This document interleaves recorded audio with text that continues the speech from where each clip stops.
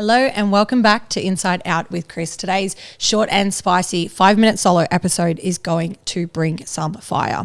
So I want to share with you guys something that I read recently. It's a quote that I found online. I'm not sure who originally said it. So if you know someone that originally said it, please feel free to tag them here. But it is this: the most dangerous phrase in any language is "that's just how I am." It's permission to never grow. I feel like me 10 years ago needed to hear this. And so I also feel like there's a lot of women that will be tuning in either on social media or via the podcast that need to fucking hear this. If you are choosing to stay in your stagnancy, if you are choosing to stay in your toxicity, in your patterns, the things that you've always done, you are going to get the same fucking results. You are going to continue playing out the same behaviors and the same rhythm, dancing to the same rhythm of your life if you choose to not grow. Referring to yourself as "that's just how I am" is giving yourself permission to never freaking grow. And that's just not what it's about. That's just not what life's for.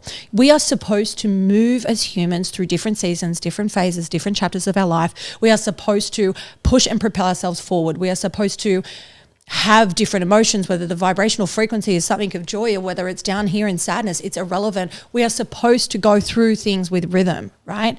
Nothing is supposed to be neutral at all times. And whilst neutrality in emotional intelligence is something that I speak to on the podcast quite a lot, and is something that I believe is key for a healthy relationship with others and within yourself, being neutral in terms of your growth, it's just not something that I would recommend or encourage for anyone. I never want my kids to think that reaching a certain point in their life, let's say like they reach the height of their career in sport of high school or whatever, right?